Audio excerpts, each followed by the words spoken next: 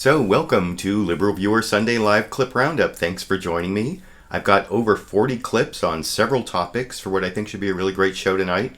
As always, this is my weekly broadcast of the best clips from the Sunday morning news analysis shows from the corporate media here in the United States, along with a little political comedy and along with my commentary between the clips. As usual, I'll be using clips from the Sunday morning news analysis shows on the regular Big Five corporate outlets of ABC, NBC, CBS, CNN, and Fox News, and I also have several of those quasi-news political comedy clips from Friday night's Real Time with Bill Maher on HBO.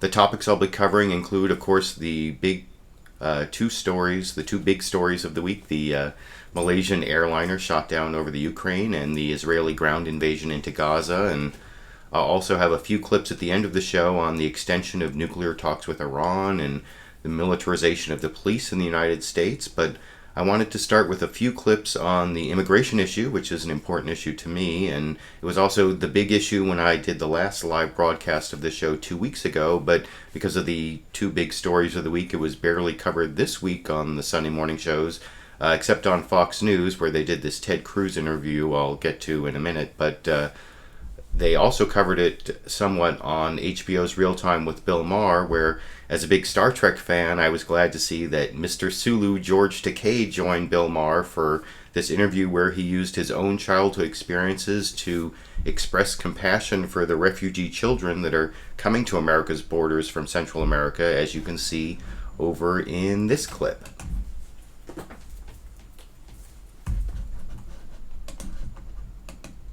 When World War II happened, and you were put in the camps, the internment camps. Internment. It's really a prison camp. Prison camp. I mean, you were put into the stables at Santa Anita, I understand?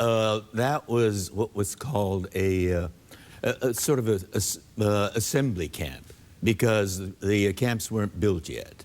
We were ordered out of our two-bedroom home on Garnet Street here in Los Angeles. And you were 5? I was 5. I just turned 5, about 3 weeks. But you remember it? I remember it. How could you not? Well, you know, my parents got my brother and me up very early, dressed us hurriedly, and we were in the living room looking out the front window. And I saw 2 American soldiers with bayoneted rifles come marching up our driveway. They stomped up the front porch and banged on the front door. And my father answered it. And literally at gunpoint, they ordered us out. That's amazing. I mean, then from there, we were taken to Santa Anita. Right. And you must have a special feeling, I'm guessing, for these poor kids on the border now, because they're that age, a lot of them. They're little young kids, and they must have the same terror you felt. Well, with these kids, they come from a terrifying place already. I mean, Honduras has the highest homicide rate in the world. 1 in 15, you have a chance of dying. Exactly. Kids being killed, by other gangsters. So they're not immigrants. They are asylum seekers for their lives, literally for their lives. And so they can't be treated like immigrants. I hope not.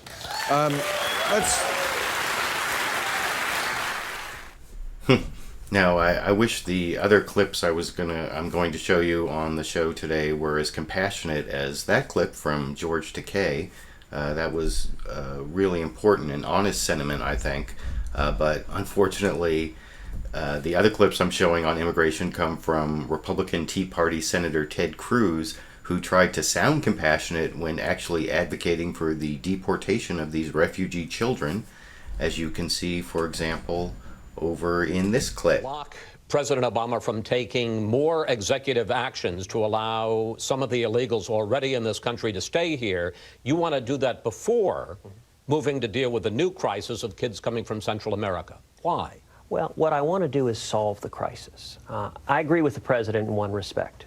We are seeing a humanitarian crisis. We are seeing tens of thousands of young children coming in illegally, being brutalized, being mistreated by global transnational drug cartels. And the cause of this crisis is the promise of amnesty. If you look at the history of this issue, in 2011, there were roughly 6,000 children apprehended coming in illegally. Then, in 2012, President Obama unilaterally granted amnesty to some 800,000 people who were here illegally, who entered as children. The direct foreseeable consequence of that was the number of unaccompanied children skyrocketed, so that this year, the Obama administration's estimating 90,000 kids will come. Next year, 145,000. That's up from just 6,000 3 years ago. Senator, the result of this... Now, the facts in that response from Senator Ted Cruz don't really make sense. In fact, the rise that happened in 2012, that's fiscal year 2012, which only goes till the end of September, and President Obama did his Deferred Action for Childhood Arrivals, DACA, in July. It was June or July. I think it was July of 2012. So the increase actually predates it. I didn't have time to put a link in the video description on some facts showing how the increase in minors arriving at our border, the unaccompanied minors arriving at our borders, actually matches up with the violence in Central America and not with President Obama's order giving deferred action to people who came by 2007. So it would be misinformation if they thought they were getting amnesty. And what he's talking about getting a permiso, he talks about that later. And Chris Wallace accepts that premise in his next question to Ted Cruz, that President Obama is giving them these permisos, which they're actually getting because of the 2008 law that says they can't be immediately deported and they get a hearing. So when they're released to foster families or to relatives, they get this permiso saying that they have a valid stay in the country until their deportation hearing to decide whether they're actually asylum seekers. But that all gets blamed on President Obama based on a fact-free argument that Ted Cruz, in the most Orwellian way possible, actually says that his opponents are acting or arguing in a fact-free way, as you can see over in this clip. How would you deal with the problem? I mean, I know you say, all right, let's stop the executive action. Let's send a clear word out. There are no permisos. There are no permits. Right. You're not going to get amnesty. But is that going to deal with the problem? Well, yes, and let's be clear. You know, one of the things in the course of a lot of debates in Washington is that, sadly, they're fact-free. Several weeks ago, the Border Patrol did a confidential study. They interviewed over 200 people who had come here illegally. They asked, why are you coming? And a whistleblower passed this report on to the Senate Judiciary Committee. 95% of those coming in said, we're coming because we believe we'll get amnesty. We believe we'll get, as you said, a permiso. If we don't fix that, the problem continues. And Chris, in my view, it is the opposite of humane. It is the opposite of compassionate to continue this crisis. I don't want to see tens of thousands of little boys and little girls being physically assaulted, being sexually assaulted by drug dealers. The way to fix it, the bill I've introduced is a very simple bill. It is a page and a half. And it simply says the president cannot grant amnesty going forward. It prohibits the president from granting amnesty. When you say amnesty, from allowing these deferred deportations? From refusing to enforce our immigration laws. Okay. We've got immigration laws, and the reason that is going straight to the source. I mean, look, so much of Washington ignores what causes a problem, and Washington likes to say, well, we passed a bill. If the bill doesn't fix the problem, then it's not helping the children. The objective here should be to help the kids, and the way you help the kids is you eliminate the magnet, which is President Obama's amnesty. So that response actually got a little bit of challenge from Chris Wallace in a clip I'm not going to show, where Chris Wallace said, well, you know, you keep saying you want to help the children, but deporting them back to Honduras and El Salvador, etc., that's not really helping them. And he says, well, I'm helping them because they're going to be abused by the people who are transporting them here. And like I said, his facts don't really make a lot of sense, but I wanted to show those few clips on immigration before I got to the big stories of the week. The first big story I'm going to cover is the downing of the Malaysian airliner from Amsterdam to Kuala Lumpur in Malaysia by a missile that apparently was fired by these Russian separatists, or maybe even Russian troops themselves, in the eastern part of Ukraine when it was flying at 30,000 feet on its trip from Amsterdam to Kuala Lumpur. And before I get to some of the substantive news clips on that, I want to show Bill Maher pointing out the way that this was definitely going to result in Republicans blaming Obama for this somehow. And I'll show several clips that back up what Bill Maher said. But first, here's Bill Maher pointing out in his monologue that somehow this is going to turn into President Obama's fault that this airliner got shot down over in this clip. And of course, you know, in Republican fantasy world, everything is always Obama's fault. Somehow, he's weak and he's ineffective, and yet he pulls the strings on everything in the world. Somehow they keep those two thoughts in their mind. So, you know, John McCain is saying he's a coward. Alan West said the blood on Putin's hands for the shooting down of the plane was poured by Obama. And by the way, if you take some of this Putin-Obama blood and put it in a cup, it's called a drink, the Black Russian. You'd really like it.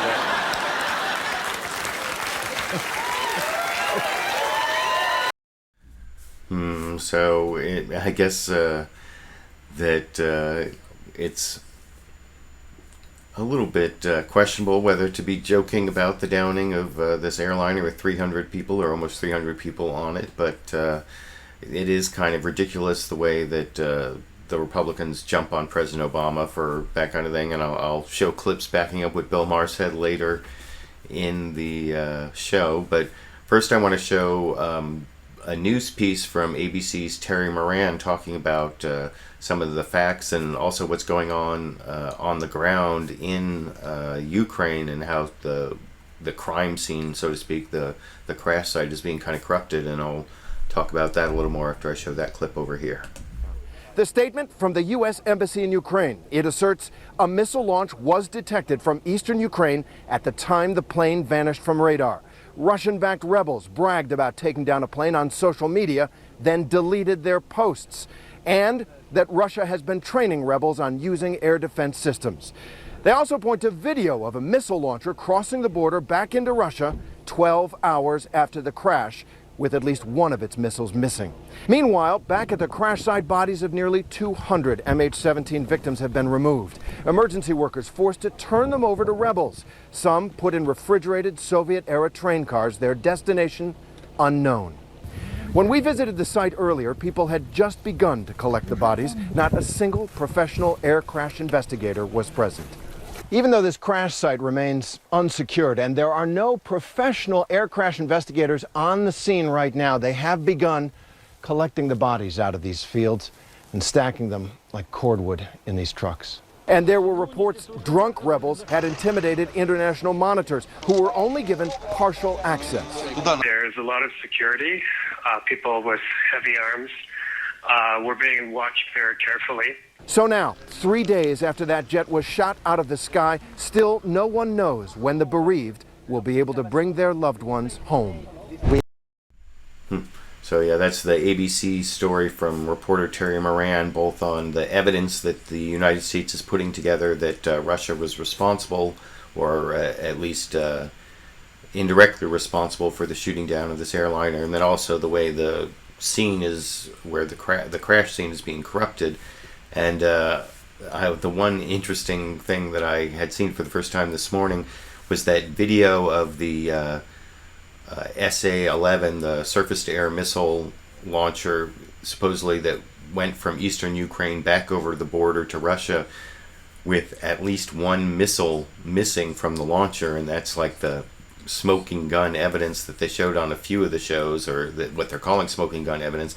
I know that I always have like people who say who support Russia and say that some of the facts that we're getting here in the corporate media is not really giving the Russian point of view, and I can't say that I got much of the Russian point of view, and I'll get to that in a minute. But first I want to show Secretary of State John Kerry, who did the full Ginsburg. He was on all 5 of the morning shows this morning, and he talked about his evidence that Russia had responsibility for the shooting down of the Malaysian airliner.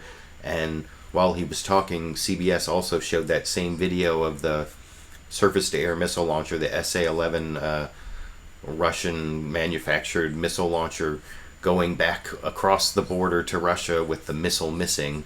And I'll talk about that a little more after I show that clip here. This airliner. Well, Bob, when you say definitive proof, the Russian, the investigation is going to draw conclusions that are, quote, definitive. What we have is a lot of evidence that points in a direction that raises very, very serious questions, including the fact that a few weeks ago we have a 150 vehicle convoy coming from Russia, going into the east of Ukraine with tanks, artillery, multiple rocket launchers, armored personnel carriers turned over to the separatists. We know that there are Russians who are leaders of the separatists, some, not all, some. And we know that the Russians have armed the separatists, trained the separatists, support the separatists, and have to date not publicly called on the separatists to stand down or to be part of the solution. We know that from our own imagery, we see that an SA-11, which is what we have assessed this to be, the type of surface-to-air missile because of the altitude. The plane was at 33,000 feet. We know they had an SA-11 right in the vicinity hours before this shoot. The social media has documented this. We know that immediately after the shoot, the social media documented the self-proclaimed defense minister of the People's Republic of Donetsk, as they call it. He was bragging on the social media about shooting down a transport plane. And then when people learned it was a civilian aircraft, they pulled that off of the social media. We have intercepted voices that have been documented by our people through intelligence as being separatists who are talking to each other about the shoot down. And we know that we have a video now of a transporter removing an SA-11 system back into Russia, and it shows a missing missile or so. So there's enormous amount of evidence, even more evidence than I just documented, that points to the involvement of Russia in providing these systems, training the people on them. We know that the separatists have shot down 12 aircraft in the last couple of months, among them 2 transport planes. But the evidence is quite enormous. Well, here's what's currently bothering everybody. Drunken separatists have been piling bodies into trucks and removing them from the site. We only had 75 minutes of access to the site on Friday, 3 hours of access yesterday, despite Mr. Putin and Russia saying they were going to make every effort to make sure there'd be a full and fair investigation, thorough, and the site would be protected. Because of Russia's linkage to these separatists, they have a greater ability to exert influence, and we need Russia to become part of the solution, not part of the problem. Well, so there you can see Secretary of State John Kerry lay out the case against Russia and explain a little bit about what's going on the ground with the corrupting of the crash site. And he said pretty much that same thing on all 5 of the shows. I tried to avoid as much duplication as possible, although I think you'll hear some of the things he said in some of the other clips I have from him. Although, like I said, I tried to cut out the ones where he said the same thing over and over again. But I think that was the best one of the lot where he laid out the clip, and it was about 3 minutes long. I think I have a couple other 3-minute clips from John Kerry, which I apologize for, but that guy can just not give a short answer. I think that's one of the reasons he had a little bit of trouble when he ran for president. People gave him a lot of trouble for not being able to give a short answer. But as opposed to all of those long answers coming from John Kerry and the Obama administration, there hasn't been much at all from Vladimir Putin. That's what I was saying about there wasn't a Russian side, but I'm not sure there really is a Russian side. And Clarissa Ward, a reporter from for CBS, was over on Face the Nation, and she talked about the virtual radio silence from the Russian side over in this clip. Well, Bob, at this stage, it's really anybody's guess. We've been working the phones all day trying to get some reaction from the Russian leadership to the sort of growing litany of evidence that appears to indicate a Russian role in this crisis. And so far, there's been radio silence. Even President Putin himself has not been seen or heard from Friday, when he issued a brief statement essentially saying that an international impartial investigation needs to take place. But of course, Bob, in these situations, actions speak louder than words. And as Secretary Kerry said, there's no real evidence yet that President Putin has tried to use his considerable influence with the rebels to get them to facilitate that investigation, to open up the crash site and give the investigators unfettered access. So yeah, that's CBS's Clarissa Ward talking about how there's nothing coming from Vladimir Putin.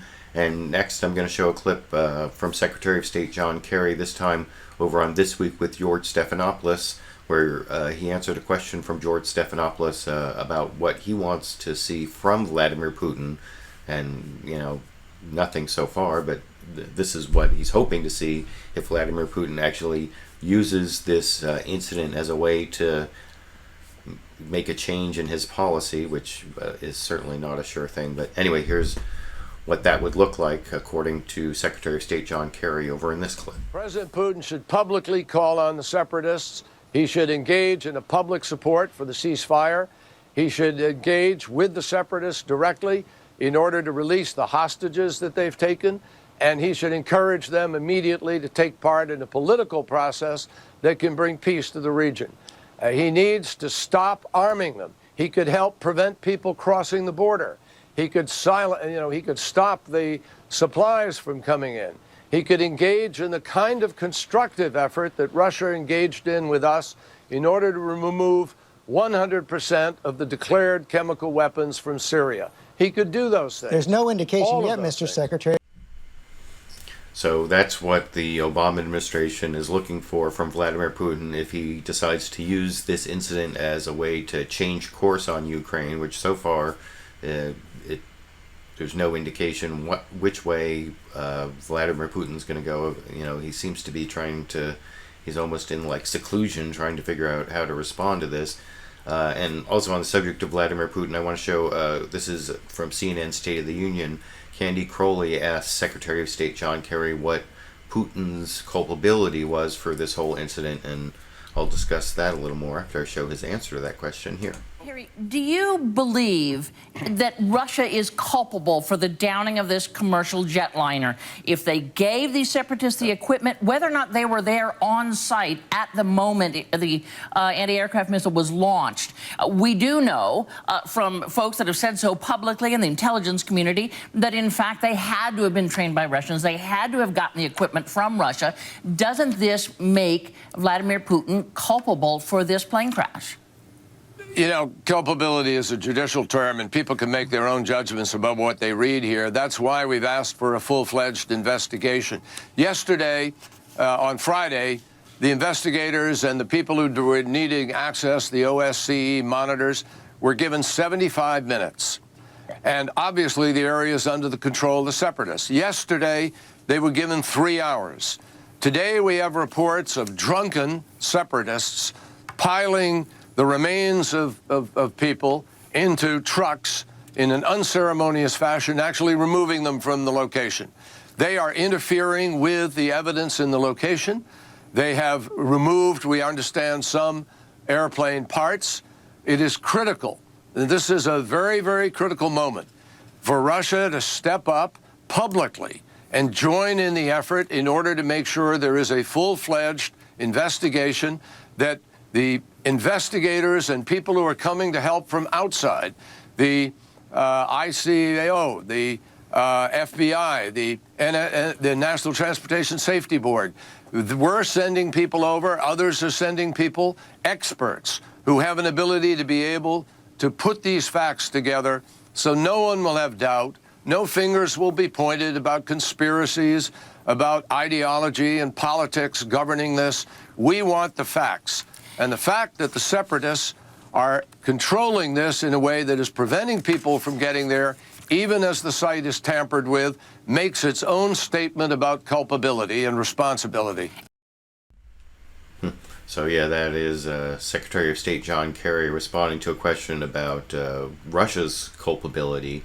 But as I said when I showed that first clip of Bill Maher talking about Republicans finding some way to blame President Obama, there were a lot of people who were putting culpability, a lot of people from the Republican side trying to put culpability on the Obama administration for this Malaysian airliner being shot down by Russian separatists or possibly Russian troops in the eastern Ukraine, which I don't really get. But of course, over on Fox News, I said Secretary of State John Kerry was on all 5 of the shows, which includes Fox News, and he got kind of a hard time there, including they confronted him with an out-of-context quote of President Obama from his news conference, which I like the way Secretary of State John Kerry called Chris Wallace on that, and then also kept answering.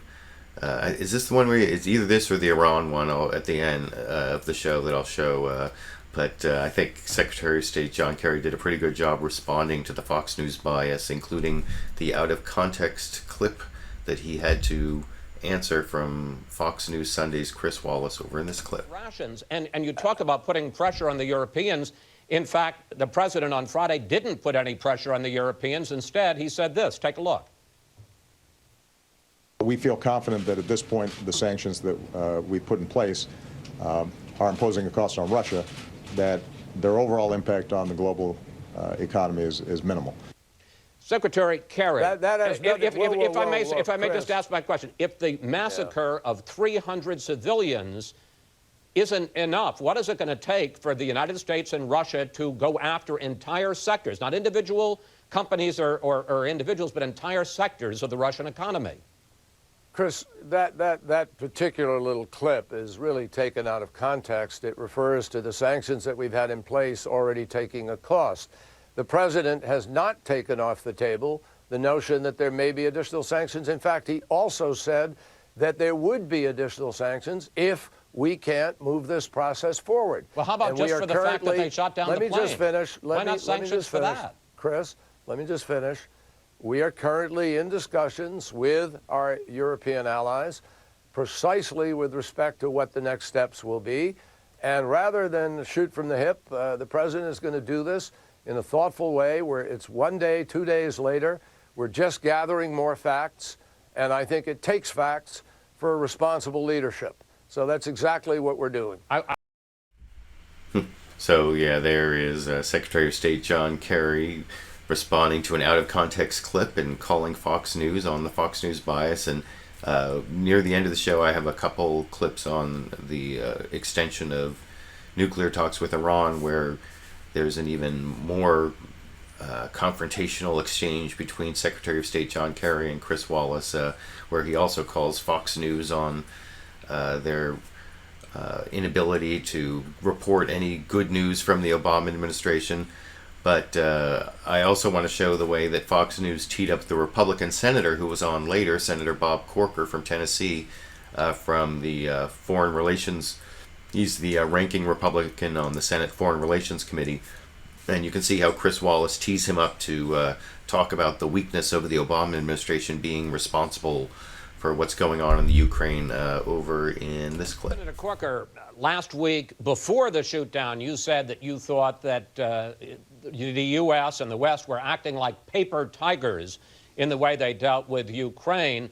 Now, in the aftermath of this horrific shoot-down, 300 people killed, the president still is not going to give military aid to Ukraine, and no signs, at least an immediate response, that he's going to impose any sanctions. How do you feel about that?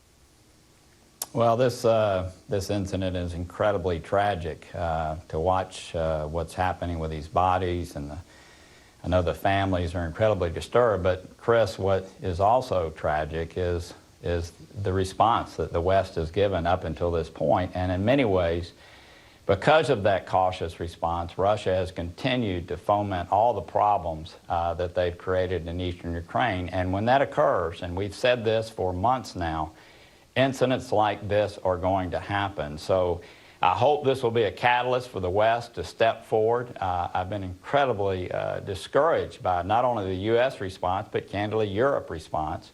The night vision goggles, a bulletproof vest, in a conversation this weekend with the State Department, I understand they're not even delivered yet to Ukraine. So look, I don't know how anybody could say that our response has been anything but timid and cautious and has kept Putin from really paying a price inside his country for the actions that have been taken. So hopefully, again, on the positive side, this will galvanize the international community to take the kind of steps that should have been taken months ago to push back on Putin and to cause him to pay the kind of price that he should pay for this outrageous act.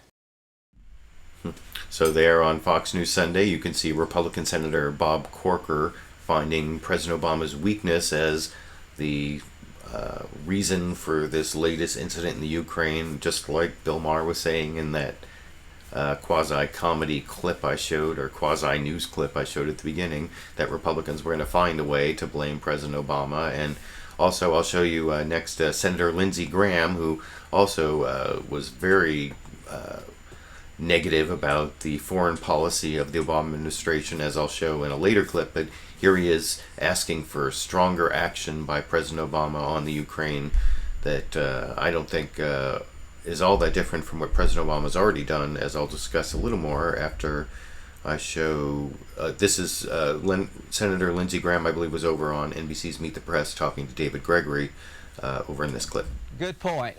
Nothing knee-jerk is going on here. Indecision reigns. President Obama is trying to be deliberative. It comes off as indecisive. He's trying to be thoughtful. It comes off as weakness. I'm suggesting European, American organized sanctions that go after Putin individually, the energy sector in Russia, the banking sector in Russia. I'm suggesting that we arm the Ukrainians so they can defend themselves. I'm suggesting we put more NATO troops surrounding Ukraine, that we rebuild the missile defense systems that Obama took down, to let Putin know the path of least resistance is not to continue to dismember the Ukraine. You've got. So there you can see Republican Senator Lindsey Graham blaming President Obama's weakness for what's happening in the Ukraine and calling for these tougher sanctions. But of course, the United States has put on fairly tough sanctions.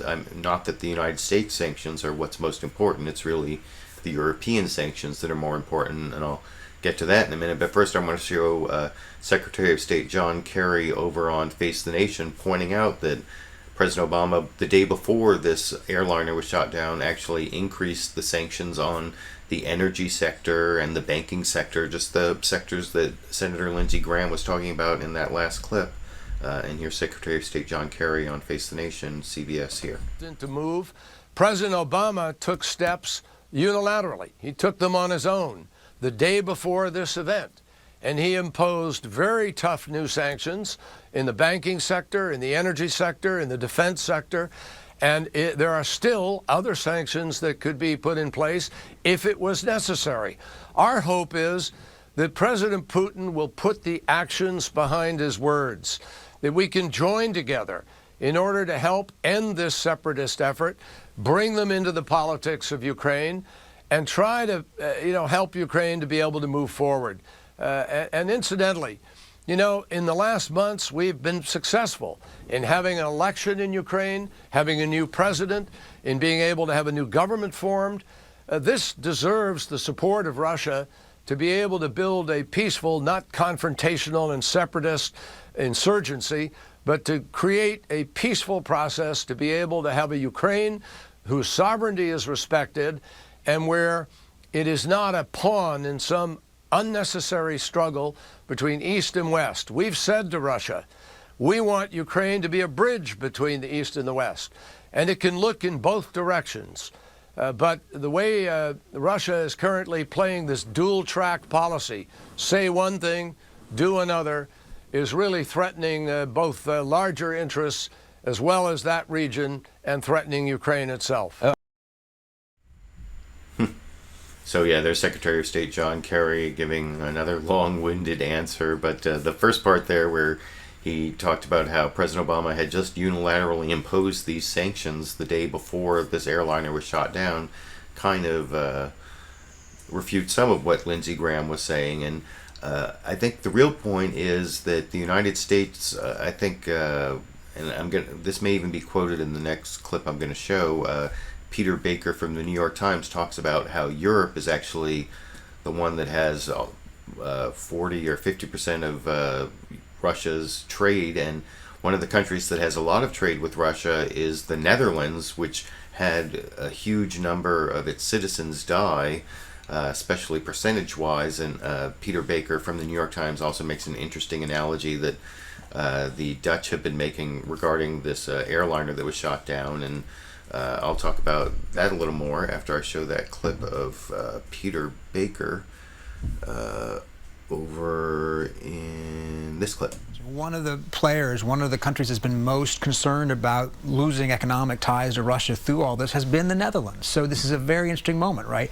They actually turn out to be one of Russia's largest trading partners. Russia's one of their largest trading partners. Royal Dutch Shell has a lot of interest there. They've not been interested in losing that business. The Prime Minister, as you say, now has a different dynamic. He's got a home country that has lost more people, as they like to say, than we did as a proportion on 9/11. And he has to go into the next round and explain what he thinks ought to be done. The European foreign ministers will meet on Tuesday, and it's hard to imagine if the Dutch come in there and say, we have to act strongly, that the rest of the Europeans don't find that a moral leadership that they have to follow on some level. But how far they're willing to go, it really is still up in the air. And so I think that is a really good argument as to why this latest incident may really change the dynamic of what's going on in the Ukraine, because the Europeans, who have the most trade with Russia, have been reticent. The Netherlands and Germany, I'm going to show a clip about Germany in a minute, but they have not really put the strongest sanctions on Russia because it hurts their own economic interests. And I think this airliner, the shooting down of this airliner by either Russian-backed separatists with Russian equipment or actual Russian troops may have actually been involved. That remains to be seen in the investigation, but that seems to be the two possible levels of Russian responsibility that may actually get the Europeans to do more. Although I know I have a lot of European viewers, so I wanted to show this Republican from New York, Peter King, who was really critical of the Europeans, except for the British Prime Minister David Cameron, who he praised for his recent, I think he might have done an op-ed. I'll show the clip and then I'll talk about it a little more after you watch it here. So far seems to have had any influence whatsoever on what he's doing. Bob, I think it would if our Western allies went along with it. And I've been so disappointed in many European nations. But I have to give Prime Minister David Cameron of the UK tremendous credit. In his statement he put out today, he was very critical of the other European countries who somehow want to go back to a Munich-type mentality and assume that this is going to disappear, this is going to go away. It's not. They have to stand up to Putin. So if we had our Western allies, our European allies go along with this, cooperate with us, and impose severe sanctions, and I give Cameron credit for leading the way in Europe, then it would have an impact. Also, we could have our people just start putting out the names and locations of all the bank accounts that Putin and his goons, where their money is hidden, all of the stolen assets that are hidden around the world by the Russians. We've been playing by sort of Marquis of Queensberry rules with someone who is really the ultimate dirty fighter. And to me, there's no moral equivalency here. He is not a part of the civilized nation. So that was an interesting phrase, not part of the civilized nation. I noticed Peter King used that again at the end of the clip I'm going to show, where he says that Russia needs to be isolated, and he calls the Russians, or Vladimir Putin, a bunch more names, compares them to Stalin and the mafia, and calls him a goon again. And I'll talk about that a little more after I show that clip, number 16 over here. Civilized norms, and I think that we have to take very severe economic sanctions, and also ones that are symbolic. For instance, I think we should talk about canceling the World Cup. Why should countries be going in the World Cup to Moscow?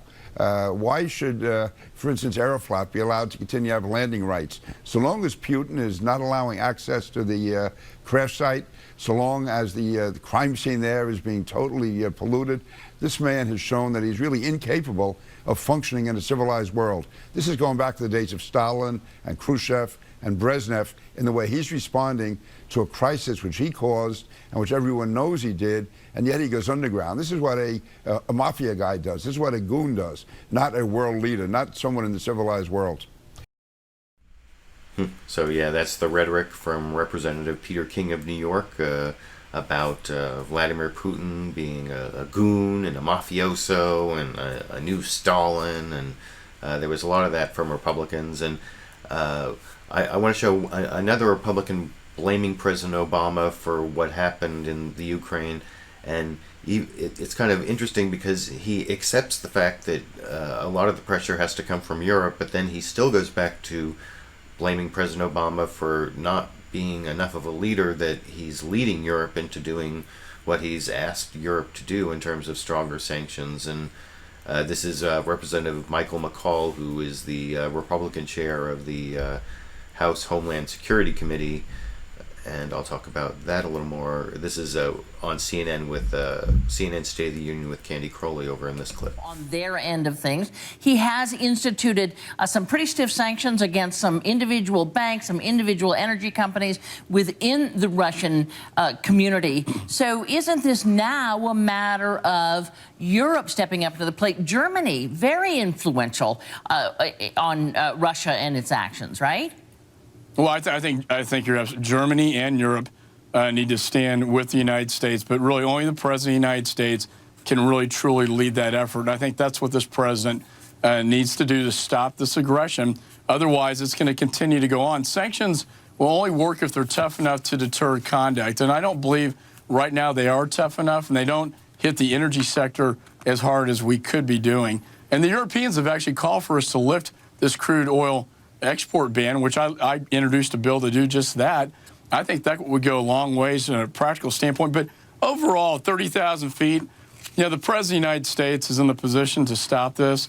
He needs to be a leader. He needs to stand up like Reagan did against the Russians in 1983 when they downed, the last time they downed a commercial airliner. Yeah, I heard a lot of people talking about that Korean airliner, but very few talking about the commercial airliner that the United States shot down from Iran, though I did hear a few people talking about that. And before I finish my parade of Republicans here, and I have one more Lindsey Graham clip at the end, I think, too, but on at the end of the Ukraine section. But I want to show one clip from Representative Mike Rogers talking about how this is a game changer, this shooting down of the airliner by Russia or Russian-backed separatists, and how it ends Vladimir Putin's ability to engage in plausible deniability. And I'll discuss that clip a little more after I show you it. Number 7 here. On their end of things, he has instituted some... Well, I think this certainly eliminates Putin's plausible deniability, and he's been operating that way in Ukraine since the beginning of this conflict and him taking Crimea. So you know that this is so sophisticated, you're not even going to hand this weapon system off without having trainers present, maintenance personnel. These things are delicate, sophisticated, and highly lethal, as we've seen. So the evidence is mounting that this had at least Russian hands, at least at some point, on this piece of equipment that led to the massacre of those individuals on that airplane. So if Putin...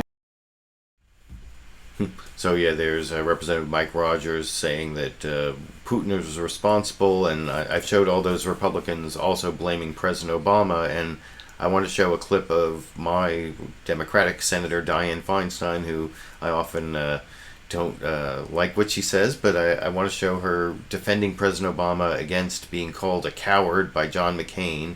That was the clip I showed from Bill Maher at the beginning. He talked about John McCain calling President Obama a coward, and former Republican Congressperson Alan West from Florida, I think, saying that that Obama poured the blood, or he poured the blood that Vladimir Putin's hands, or whatever.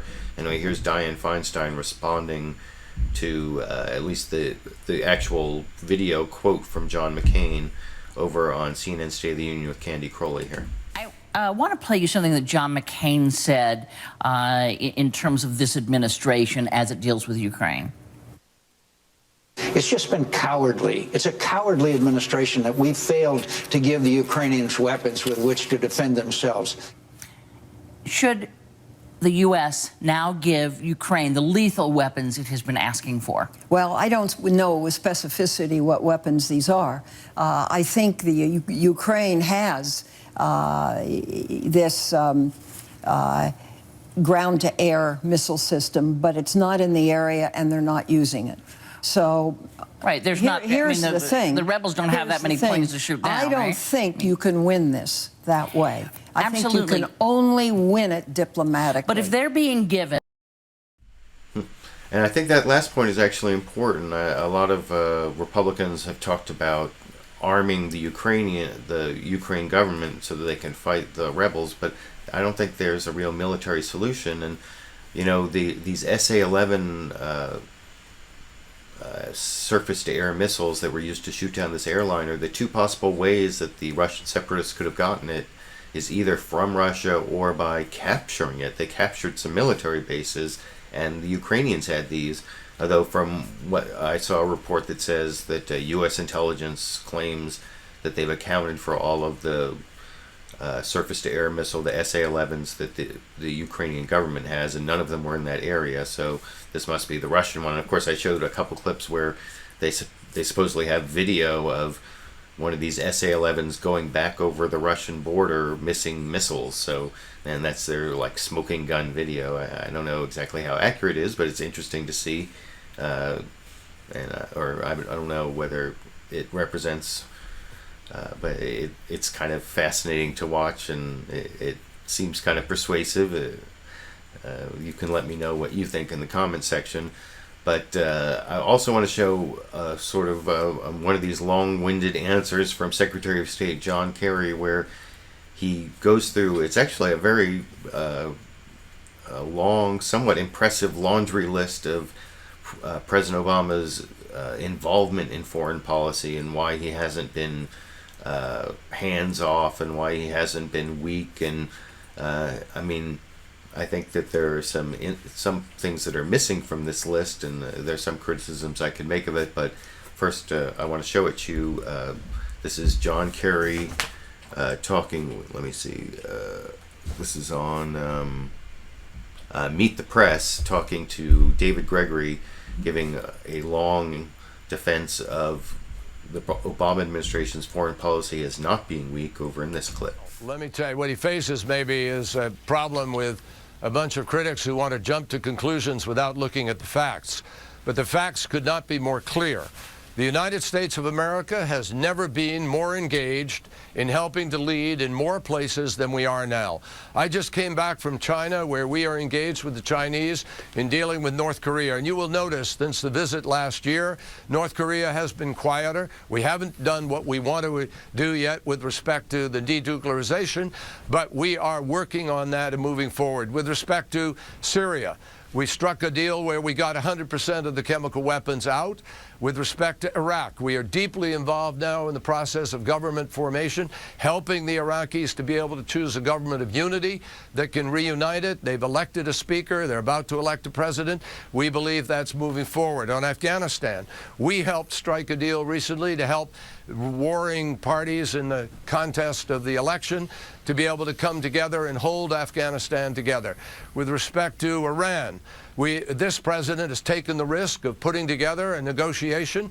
For the first time in 10 years, the Iranian nuclear program is actually being rolled backwards, and Israel and the region are safer than they were.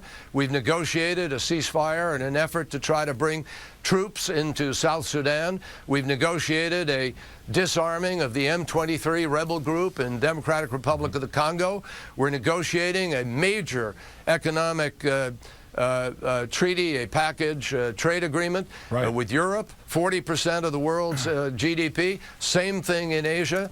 I would tell you something, David. One thing I've seen for certain, people aren't worried around the United States and sitting there saying we want the United States to leave. People are worried that the United States might leave. And the fact is that every fundamental issue of conflict today, the United States is in the center, leading and trying to find an effort to make peace where peace is very difficult. And I think the American people ought to be proud of what this president has done in terms of peaceful, diplomatic engagement rather than quick trigger, deploying troops, starting or engaging in a war of choice. I think the president's on the right track, and I think we have the facts to prove it. I like that last part there, the not engaging in a war of choice, and the hair trigger response of referring to, of course, George W. Bush, and the rest of it. It was a fairly impressive list. I mean, it was definitely a lot of spin in there, putting like the best face on some things that didn't go so well and leaving out some things that didn't go well at all. But it was still a fairly impressive list, and I think it got a little bit under the skin of Senator Lindsey Graham, who came on Meet the Press a little later, and when he was asked about what Secretary of State said, Secretary of State John Kerry said there, I believe the words he used were ridiculous and delusional, and I'm actually going to show you that clip right here. And as to Secretary Kerry, he gave the most ridiculous and delusional summary of American foreign policy I could imagine. It scares me that he believes the world is in such good shape. America is the glue that holds the free world together. Leading from behind is not working. The world is adrift, and President Obama has become the king of indecision. His policies are failing across the globe, and they will come here soon.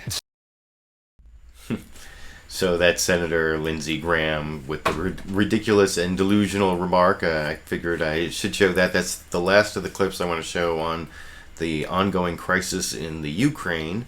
But I do want to show almost as many clips. I think there was like 18 clips, and I think I have 16 clips on the Gaza crisis between the Israelis and the Palestinians. And since I ended up with Lindsey Graham there, I figured I would start off this section with Lindsey Graham, who's showing, you know, I have a video on, I think it's called Fox News Bias for Israel and Gaza Conflict from the last time Israel went into Gaza, and it's like gotten 100,000 views this week, I think, because it has some good Jon Stewart clips on media bias for the for Israel, and unfortunately YouTube decided long ago for some reason I couldn't monetize that video, so those are unmonetized views, but it's nice to get all those views and comments years after I made the video.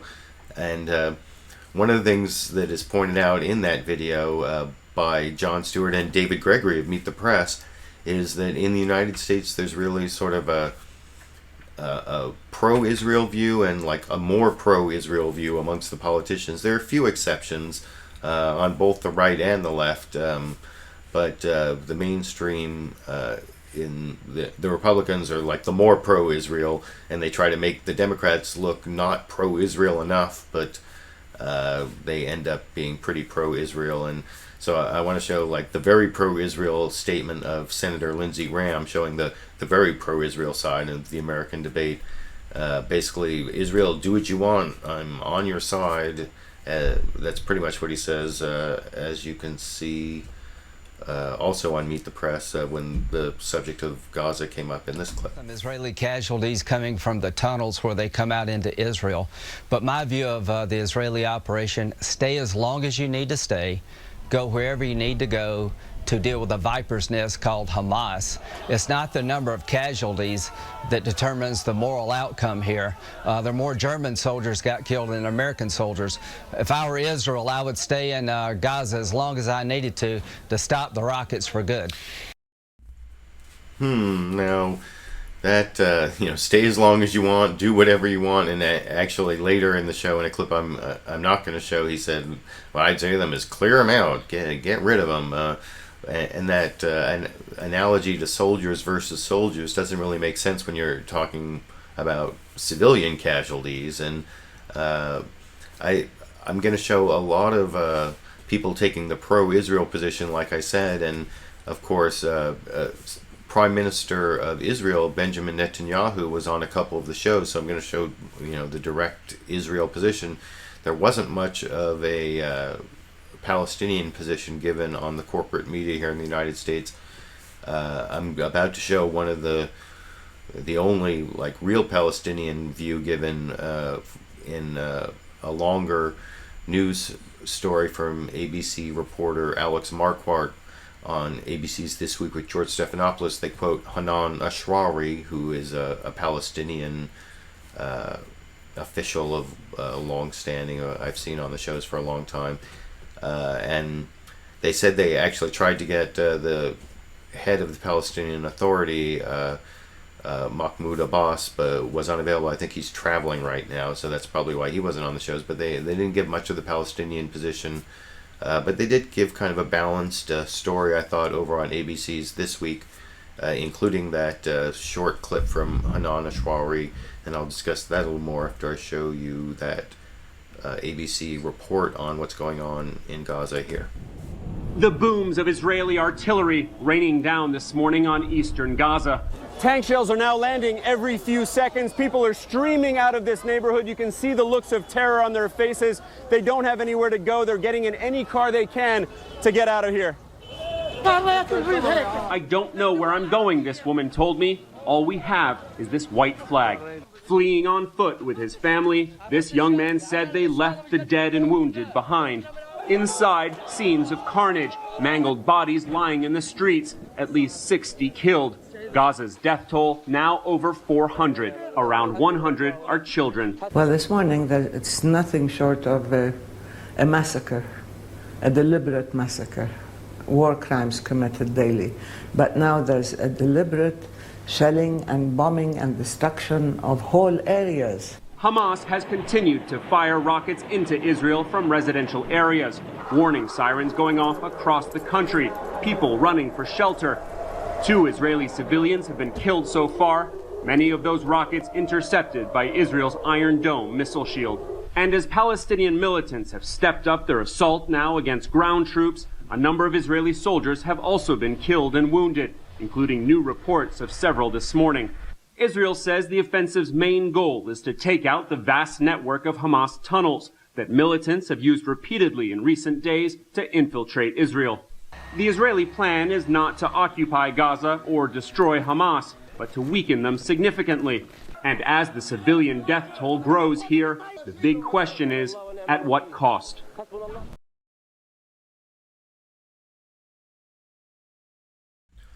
So yeah, that's the report from Alex Marquardt, and you saw the charge from Hanan Ashrawi, the Palestinian there, talking both about the massacre and the war crimes, and she said that they were trying to destroy whole neighborhoods or trying to destroy whole areas, and of course that's very different from what you'll hear from Prime Minister Benjamin Netanyahu.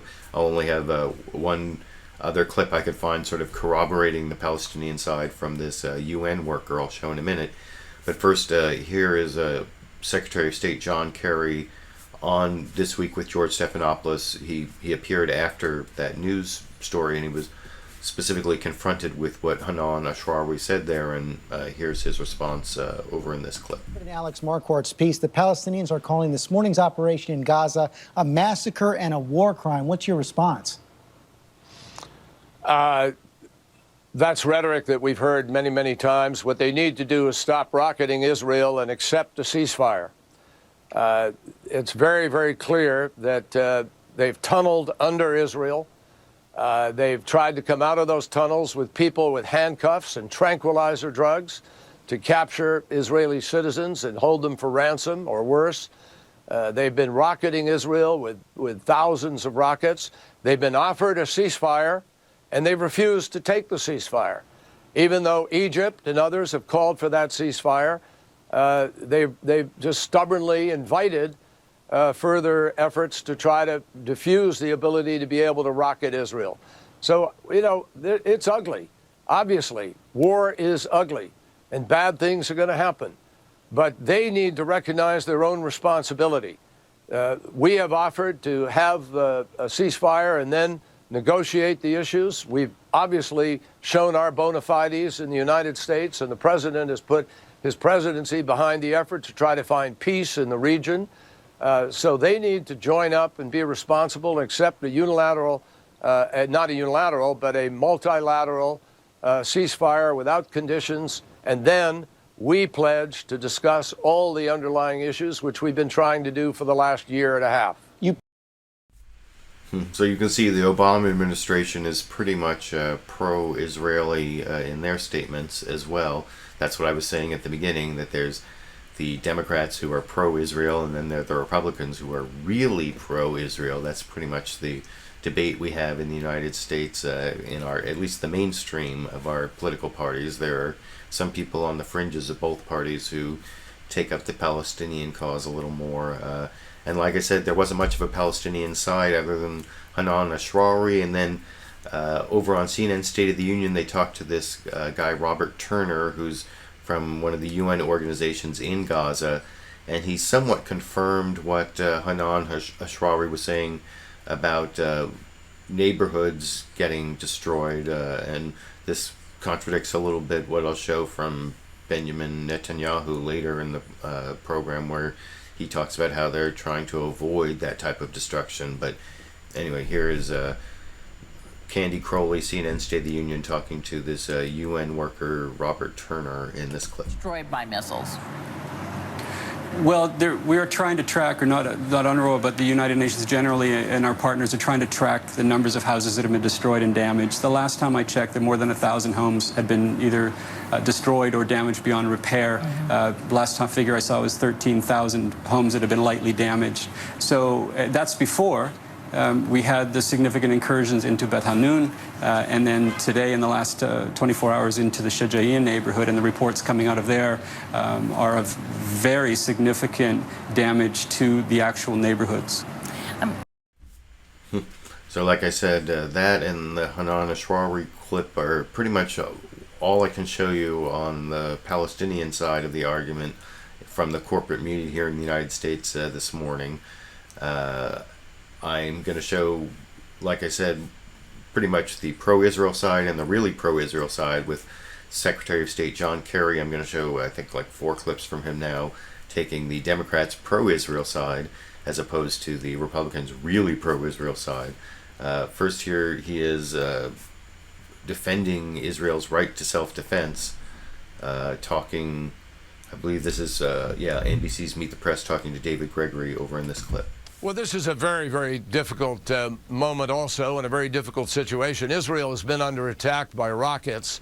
I don't think any nation in the world would sit there while rockets are bombarding it, and you know that there are tunnels from which terrorists have come, jumping up in the dead of night, some with handcuffs and with tranquilizer drugs on them, in an obvious effort to try to kidnap people, then hold them for ransom. The fact is that is unacceptable by any standard anywhere in the world.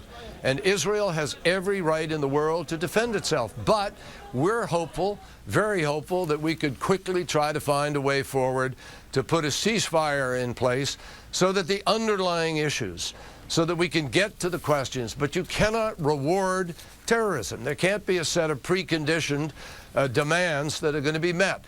So we support the Egyptian initiative, joined in by Israel and others, to have an immediate ceasefire, and we're working that ceasefire very, very hard. I have been in touch all yesterday, the day before, many days now, with my counterparts. The president has been in touch with Prime Minister Netanyahu, I think day before yesterday. They will talk again today.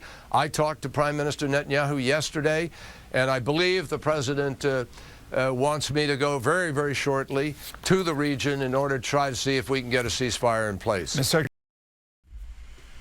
is it just me, or did Secretary of State John Kerry say the word ceasefire a lot of times there? I guess, like I said, that is, even though he was very pro-Israel and being for Israel's right to self-defense there, he's a little less pro-Israel than Senator Lindsey Graham was, who said, clear him out, do what you want, I'm behind you all the way. That, like I said, that's the really pro-Israel side.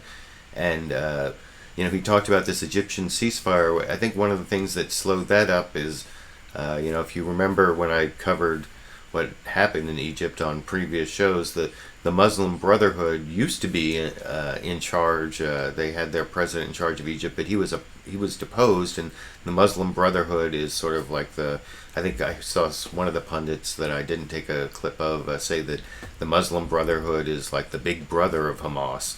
And so while they previously had a lot of influence over Hamas, now the general that is now the head of Egypt is not so much a friend of Hamas, and maybe harder for him to broker a ceasefire. But also, Secretary of State John Kerry was blaming Hamas for not agreeing to the ceasefire. I showed it over on NBC's Meet the Press. Here is basically the same argument taken a little further in terms of blaming Hamas over on CBS's Face the Nation over in this clip. Israel is responding to an intransigent Hamas that was offered a ceasefire and didn't want to take it. We support the Egyptian effort to have a ceasefire, which Israel joined into, which does not have preconditions, and then there is a promise of sitting down and dealing with those underlying issues that need to be dealt with. But Hamas is trying to insist that as a reward for their terrorist behavior, things be decided ahead of time, and we support Israel and the international community's right not to be extorted by terrorism. Are you going to... So yeah, again, like I said, the difference between the Democrats and the Republicans seems to be the ceasefire idea, that the Democrats and the Obama administration are a little bit more willing to push towards a ceasefire than the Republicans. And I'm going to show another clip, this time from ABC this week with George Stephanopoulos, where Secretary of State John Kerry is saying all the things they've been doing to try to get this ceasefire, as you can see over in this clip. Do is get that ceasefire rapidly. I've been in touch with every foreign minister involved in this discussion.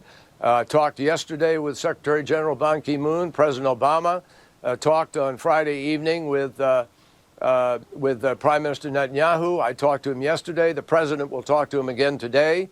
We are trying to get a ceasefire in place and then be able to move on and get back to the discussions that really are underlying this conflict. In the meantime, but in the immediacy, when 3 young Israeli kids are taken and murdered, and Hamas applauds it and celebrates the fact that they were kidnapped and supported the kidnapping, and then starts rocketing Israel when they're looking for the people who did it, you know, that's out of balance by any standard, George.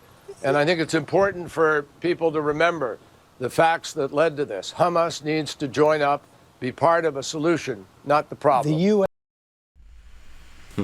So yeah, there is again Secretary of State John Kerry being critical of Hamas and defending Israel, and to find the pro-Israel people being at all critical of Israel, to find Secretary of State John Kerry saying anything critical of Israel at all, Fox News had to resort to recording, you know, I said Secretary of State John Kerry did the full Ginsburg where he went on all 5 shows. Of course, he doesn't go from show to show. He sits in one place and they put different backgrounds, and I don't think he goes from show to show. But anyway, they had him, they caught him with a live mic talking between interviews to I guess his aide about what Israel was doing, and he said something slightly critical of what was happening.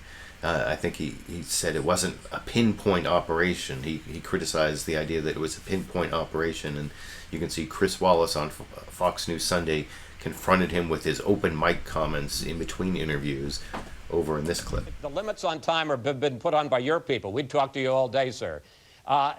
While you're doing a series of interviews with all of the networks, and while you were on camera and while you were on microphone, you just spoke to one of your top aides in between the interviews about the situation in Israel and the fact that 14 Israelis have either been shot or killed in an operation. We want to play a clip of that conversation because it's an extraordinary moment of diplomacy. Take a look at this.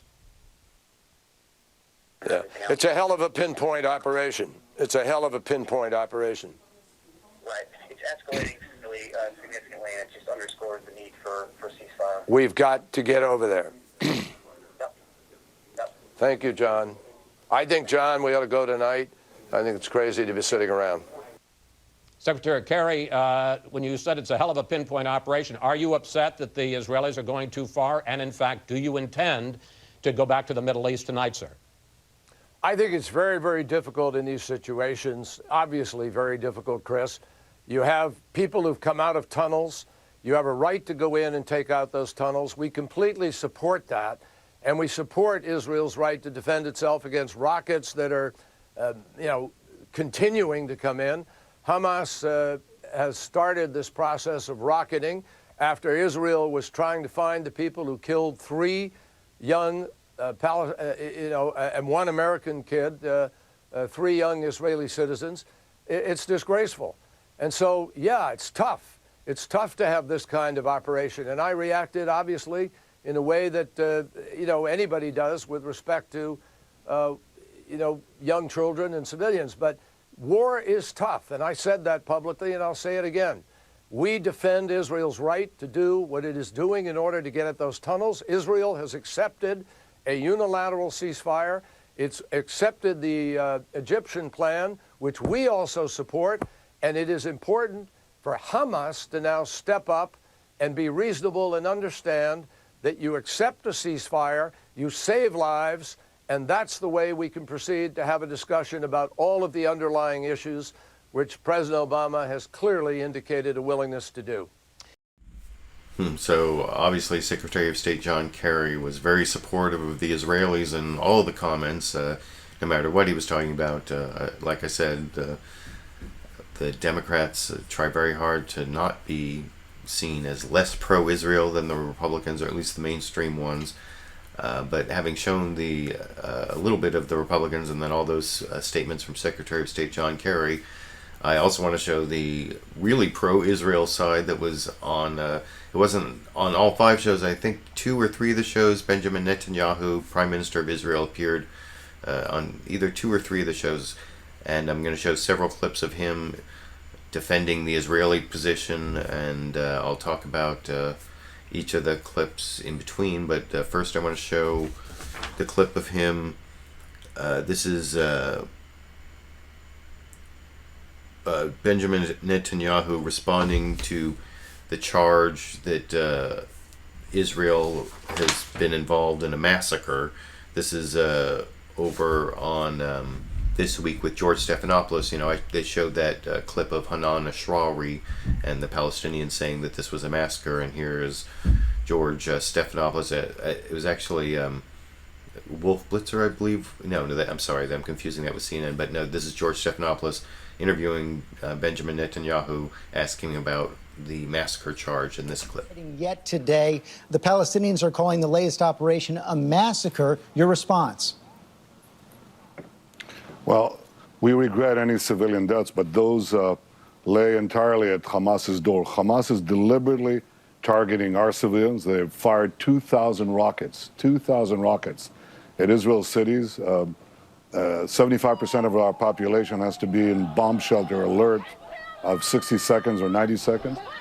They're digging these terror tunnels from Gaza, from homes in Gaza, to penetrate and infiltrate Israeli territory. They've emerged there and killed Israelis and run back or try to run back into their territory. So we've had to take action. What Hamas is doing very cynically is embedding its rocketeers, its rocket caches, its tunnels, these terror tunnels, in homes, in hospitals, in schools. And when we take action, as targeted as we can, they then use their civilians as human shields. So Hamas is both targeting civilians and Hamas is hiding behind civilians. That's a double war crime. That may...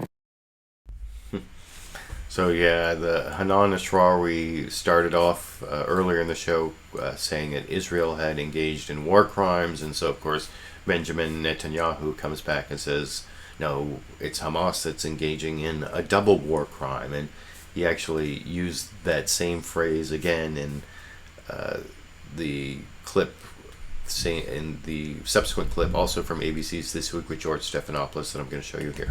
From the north, the east, and the west, where can they go? Oh no, they have paths to leave. That's not an issue. They have plenty of exit points, and they know it. But Hamas is saying, don't use them.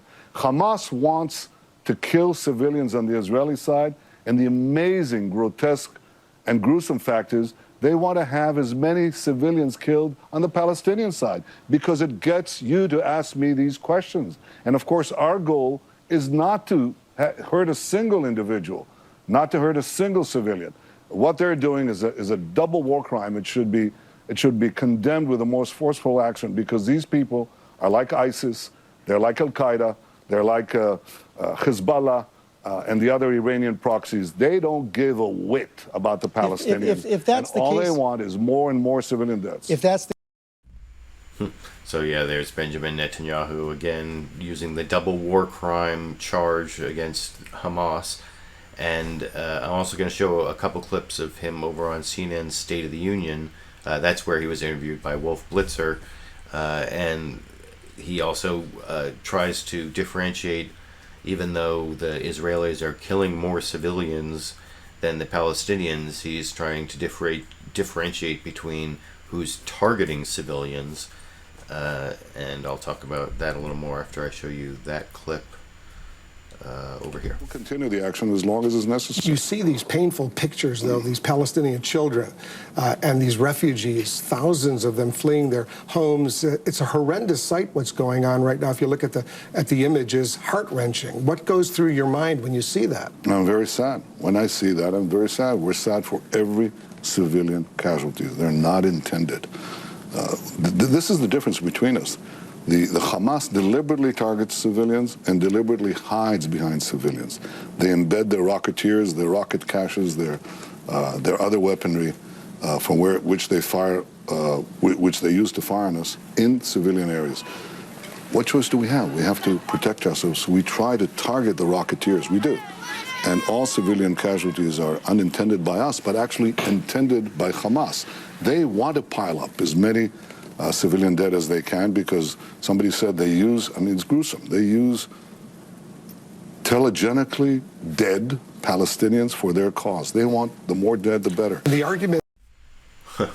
And if that wasn't clear enough, in terms of Prime Minister Benjamin Netanyahu of Israel attacking Hamas for being really nasty and using the civilians and blaming them for any civilian casualties, you can hear it even more starkly later in the interview, where he says they use their children, and he really attacks them for wanting to increase their own civilian deaths over in this clip. That I see. The worst thing is that they use their children, they use their civilians. They don't give any thought about them. I mean, the Hamas leaders are divided into two. Those who are in underground bunkers in Gaza, they don't care. Let the people there, with the rocketeers and with the attack tunnels, let them die as Israel tries to surgically take them out. But they're safe underground, the military leaders. And then they've got the political leader, this guy Khalid Mashal. He's roaming around five-star hotel suites in the Gulf states, having the time of his life, while he's deliberately putting his people as fodder for this horrible terrorist war that they're conducting against us. So this has to stop. And I think many people in Gaza understand that Hamas is destroying Gaza, destroying their lives. They've taken tons, not tons, tens of thousands of tons of concrete that we enable them to bring into Gaza to build skyscrapers, to build schools, to build hospitals. You know what they did with that, Wolf? They put 700 tons of concrete into each one of these terror attack tunnels to penetrate Israel. Now, we've discovered dozens of them. So you're talking about tens of thousands of tons of concrete. Instead of going for the benefit of the school, the population is going for terrorism against Israel. I think the international community has to, once this is put in place, we really have to undertake a program to demilitarize Gaza and to change the situation, because it's unacceptable. What makes it unacceptable is Hamas and Islamic Jihad. These people are the worst terrorists, genocidal terrorists. They call for the destruction of Israel, and they call for the killing of every Jew wherever they can find them. So he was laying it on pretty thick there, I thought. But the part where he talked about demilitarizing Gaza, that seems to be one of the demands that Benjamin Netanyahu, I think I'm going to show you later, he has like a name for what he wants to get out of this military operation. It's a sustained quiet, something. He wants to stop the rockets coming in, and then this whole demilitarizing the Gaza. I mean, that can't be done by Israeli troops without a lot more time and casualties. So the only other way to do it would be through a negotiated settlement, where some other, like UN or other force, goes in and demilitarizes the Gaza as part of a negotiated outcome. But Netanyahu wasn't really interested in Hamas's demands about ending the siege and opening the borders. And you can see back over on ABC's This Week with George Stephanopoulos, he wouldn't even really address the demands that from the other side over in this clip. be there. The Hamas still has not accepted a ceasefire. Israel accepted a ceasefire proposal earlier in the week. But that would only return to the status quo. Is Israel prepared to talk about the other demands, the release of prisoners, an end to the blockade, and the loosening of the border crossings?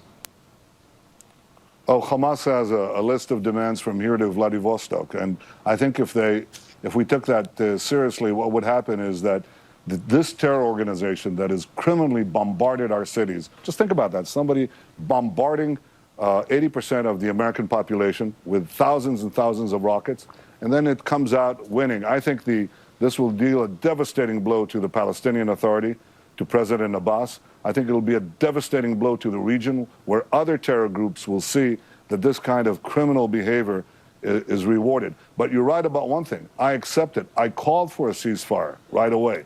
And then I accepted the Egyptian ceasefire, backed up by the Arab League. Then I accepted a UN humanitarian ceasefire, which Hamas rejected as well. Then we did now a humanitarian ceasefire, and Hamas has violated that too. Hamas doesn't care. I think the last thing you want to do is reward them. So final question. So yeah, there you can see Benjamin Netanyahu again blaming Hamas and also not really responding to their political demands in terms of negotiations. And the final clip I want to show from Prime Minister of Israel, Benjamin Netanyahu, is this response to Wolf Blitzer, where he talks about what his exit strategy is for the Gaza campaign. And this is where I got the sustainable quiet, which I don't think I showed it in any of the other clips, but he said that multiple times in the interviews, that is his strategic objective, is sustainable quiet from this operation. And I'll talk about that a little more after I show that clip here. Around the world right now, quick question. Your exit strategy from Gaza, what is it? Sustainable quiet. I mean, we didn't seek this escalation. Hamas forced it on us. They started rocketing our cities, steadily increasing the fire. I called for de-escalation. They refused. I accepted an Egyptian ceasefire proposal backed up by the Arab League and the UN. They refused. I accepted a humanitarian law proposed by the United Nations. They refused. We'll stop our operations when we can bring back quiet to our people. So I'm not sure what sustainable quiet means, but I think it means no more rockets, and I think that is a difficult goal without putting a lot of troops. And you know what, the news this morning that was referenced in several of those clips was that it looks like 13 Israeli soldiers were killed and dozens were wounded trying to stop these, what was Benjamin Netanyahu calling them, terror tunnels, or these tunnels that Hamas has built out of Gaza. So it's not really surprising to hear that type of rhetoric from Benjamin Netanyahu, but I wanted to show it to you because it showed up on multiple shows from the corporate media here in the United States this morning.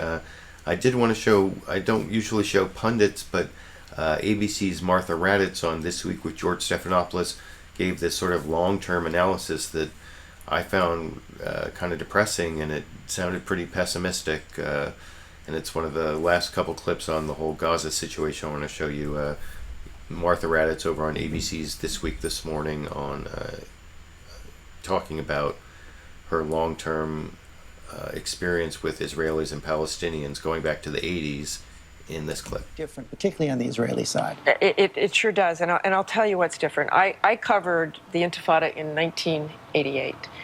The Palestinians were throwing stones. The Israelis had rubber bullets. Today, when I go back, and over the years I've kept in touch with a lot of people I talked to then, today we have long-range rockets that Hamas has, and we have the Israelis going in with fighter jets and artillery and missiles from ships, anything they can do. But the people, when I talk to the people, the same people who were so idealistic in 1988, we can all live together, today they cannot stand each other. They never see each other. There's a wall between the West Bank and Israel. We are losing the moderates on both sides. We're losing Palestinian moderates, we're losing Israeli moderates, and everyone is begging for leadership. They can't even. And yeah, that is kind of depressing. And I personally have been following the Israeli-Palestinian conflict for a long time, and I did some studies in the 1980s, took some courses and had exposure on a daily basis during some summer studies both to Palestinians and Israelis, and that kind of matches up, at least with my experience back in the 1980s. I haven't had that much exposure, and it's sad to hear that there aren't the moderates and there aren't the idealists anymore, and I don't really know what that means. And but I thought that was a pretty revealing clip. And the final clip I want to show in the whole conflict between Israel and the Palestinians in Gaza comes from HBO's Real Time with Bill Maher, where Bill Maher's analysis of the whole situation doesn't seem to be that deep to me, and he made one kind of weird analogy, I thought, my viewers, with the big atheist community on YouTube. He kind of tried to say that Israel had all this success in its, with the Iron Dome and its technology, the Iron Dome anti-missile system that's minimized its casualties, and with its technological superiority because it's, rational Jews and atheists against the religious Islamists. And I'll talk about that a little more after I show you that clip over here. Can we ask why Israel wins all the time? Because they've won every war. They have to. If they hadn't won every war, they wouldn't exist. I mean, you can't go 8-1 and be Israel. You kind of have to go 8-0 every year. So I think it has something to do with the fact that they believe in science and education. I mean, Jews have, I think, 155 Nobel Prizes, and Muslims have 2. I'm not, now maybe it's who you know, but that seems like kind of a big advantage for Team Hebrew. And I think that most scientists are atheists, I don't think you can be an atheist scientist in the Arab world. I think that has something to do with the fact that they're always having this incredible advantage in war and then having to apologize. I'm sorry, we're winning so bad. All right, but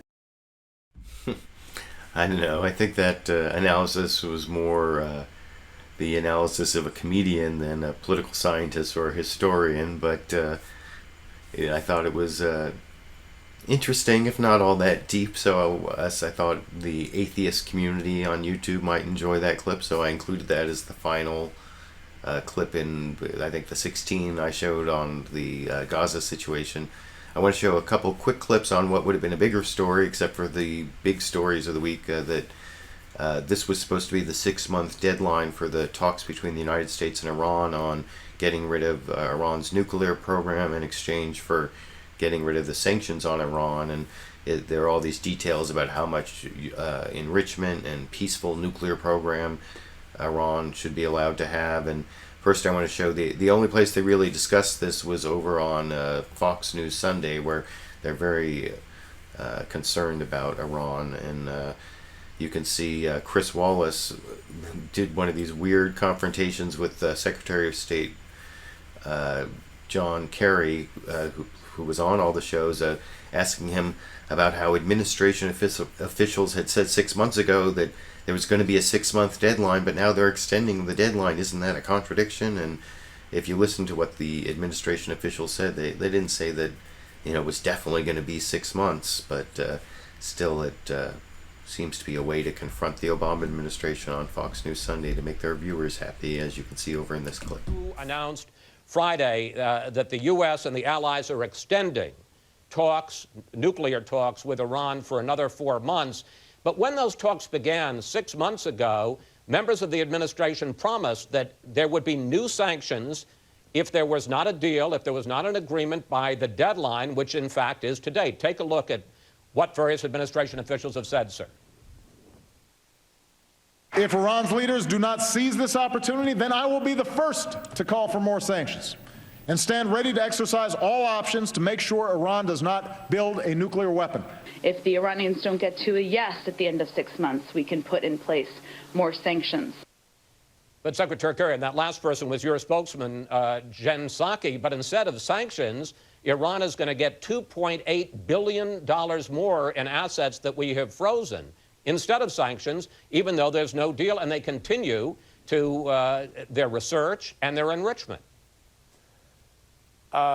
Actually, Chris, they're reducing their enrichment, and the fact is that this is the first time in 10 years under this current deal that Iran's nuclear program is being rolled back.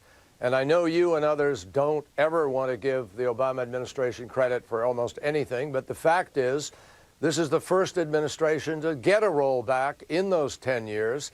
And right now, Israel and countries in the region and the world are safer because Iran's 20% enriched uranium is now being reduced to 0. And under this agreement to continue the negotiations for 4 months, Iran will further reduce the capacity of that enriched uranium to be used by turning it into fuel for the research reactor, which makes it almost impossible to be used in a weapon. In addition, we have inspectors in their facilities every single day. In addition to that, they have not been able to move forward on the Iraq plutonium heavy water reactor. But, sir, they can continue. No, Chris, you like to ask questions, enrichment. but you don't like to get answers. I do, sir, but they do. They are able to continue enrichment. They are able to continue work on their centrifuges. Chris, I don't care how many questions you ask. I'm going to finish my answer. And I am telling you that everybody said at the beginning of this, the sanctions won't work, the sanctions regime won't hold, Iran won't do what it's supposed to, and they're dead wrong. Everything that Iran was supposed to do, they have done with respect to this, and we believe, and the sanctions have held, and we believe that it is smart to continue the negotiation, as Israel even and others said, don't rush to an agreement. A bad deal is worse than no deal, and we agree. And so we're trying to move, but we are making some progress, Chris, and we're not going to turn our back on that progress. We're going to try to continue for the next 4 months, and I think what we're doing by holding their nuclear program at a lower level, we've expanded the breakout time, the world is safer, and this is a smart deal. So I like to see Secretary of State John Kerry combative with Fox News Sunday host Chris Wallace there on the way he was interrupting and trying to contradict his answer. And I want to show one other clip on the Iran issue. There were two senators on Fox News Sunday. It's Bob Menendez of New Jersey and Bob Corker of Tennessee. I showed Bob Corker earlier. This is the kind of interesting thing about this clip is that it seemed that Bob Corker was almost more optimistic about the Iran talks than the Democratic senator from New Jersey, Bob Menendez, and I'll talk about that a little bit more before I show a few more clips at the end of the show. Anyway, here's the last Iran clip here. You move for new sanctions to try to apply more pressure to Iran. Well, look, I'm not a big proponent of paying to negotiate, and the $2.8 billion that we are giving Iran, in essence, to continue to negotiate, which is something in their own interest, is pretty preposterous to me.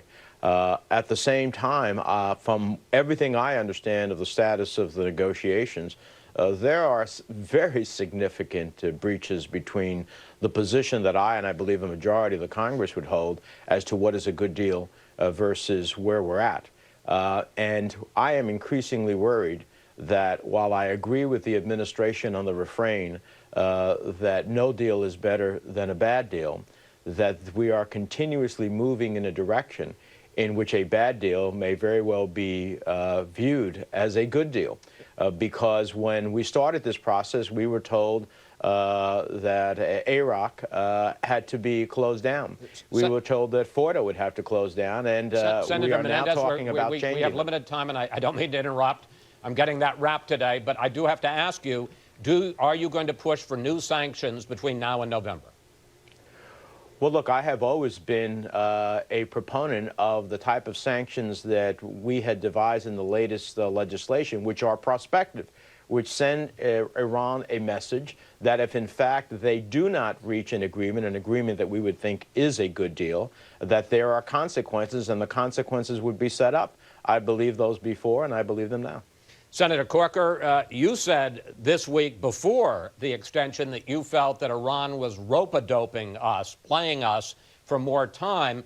Do you believe that there should be a 4-month extension in the talks, and are you now going to push for new sanctions to be imposed now to increase the pressure on Iran? Well, Chris, as I've said before, when you look at the beginning point of our negotiations and the agreement that was reached some time ago, and then having a built-in extension, I think all of us have known that there was going to be an extension. So I do want us to reach a diplomatic end. Like Senator Menendez, I'm very concerned about the gaps that exist from what we think is a good deal and where we are today. But look, I think all diplomatic efforts should be put in place. This may be the biggest issue that our nation will deal with during the time that President Obama is president.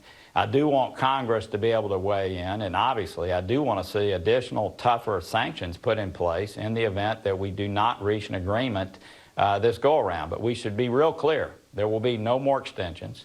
And I think Senator Menendez, myself, and so many others in Congress have concerns that, again, Iran is playing us. But look, let's carry this on out. I will say we had probably the best briefing that we've had on this topic on Thursday evening, and I'm still hopeful that somehow, in spite of a very, very bad start, almost agreeing to enrichment on the front end at Natanz, that we may get to a place that really does limit their abilities, and I want to see that carried on.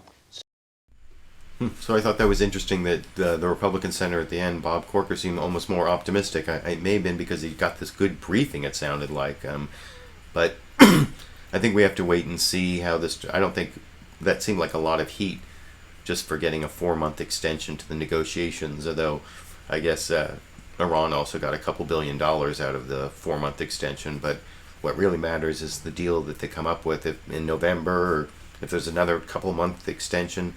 It seems like the Republican senator, of all things, was saying that diplomacy is obviously the best solution to this problem. So hopefully I'll be playing some good clips on the Iran situation in November in terms of those nuclear talks, that how that turns out. But I want to show a few more quick clips from HBO's Real Time with Bill Maher. First, in his big new rule at the end, he talked about the militarization of the police forces in the United States.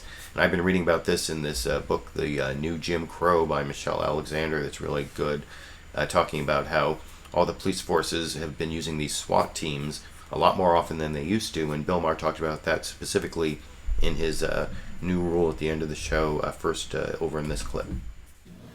But unfortunately, it's not just the equipment the cops are borrowing from the Army. It's also this philosophy of overwhelming force.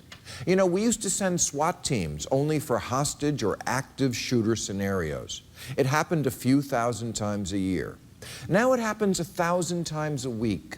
Forced, no-knock entries into private homes, and now for almost any reason at all, like serving warrants, breaking up poker games, arresting low-level pot dealers. Come on. It's a guy who sells weed. You don't need to shoot his dog and crash through his window. Just grab him when he comes out for the ice cream truck. So yeah, what Bill Maher was saying there is definitely backed up by statistics that I saw in this book that I've been reading about the new Jim Crow and the mass incarceration, and it talks about how SWAT team usage has skyrocketed since the 80s, and it's kind of sad. And one of the hypocrisies about that, Bill Maher pointed out at the end of his new rule, and I'll talk about that a little more after I show that clip over here. In the 90s, conservatives used to warn about jackbooted government thugs coming to take away our freedoms. But where are those conservatives today when we need them? This is the massive expansion of government power that you numbskulls in the Tea Party should be freaking out about. You're always screaming. You're always screaming about the loss of liberty and how tyranny is coming. Yeah, it's coming right through the door with a battering ram, no warrant, and a stun grenade. Or to put it in a way you can understand, I'm scared of the cops and I'm white. So yeah, I don't agree with everything Bill Maher says, but calling out the Tea Party on not seeing the jackbooted thugs when they're actually jackbooted thugs, I mean, who can disagree with that? I don't know. Maybe you can. You can tell me down in the comments. I've been trying to read your comments as I've been going along because I don't think I'm going to have much time to get to the comments at the end. In fact, I only have one more clip to show. This is also I was vacationing last Sunday, and I did an abbreviated show just with real-time clips, and maybe because I was vacationing, I missed a news story that I heard about for the first time last Friday on HBO's Real Time, where in his monologue, Bill Maher talked about the possibility that Rupert Murdoch, who owns News, or is like the CEO of News Corp, which owns Fox News, and supposedly is trying to buy Time Warner, which owns HBO, which Bill Maher talked about in his monologue over in this final clip of the show here. Now, here's something that hits a little close to home. Rupert Murdoch, I'm sure you saw in the news, the head of Fox News, the man who owns Fox News, is wanting to buy Time Warner, which owns HBO. So, in which case you could kiss my ass goodbye right now. Yes, welcome to Real Time with Bill O'Reilly.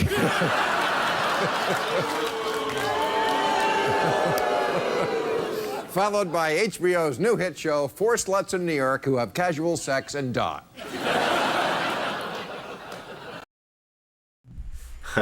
So I guess, yeah, that would that be the Fox News version of the show Girls or Sex in the City? I think it must be Girls, but I guess the description there kind of fits them both, and I guess that would be kind of funny.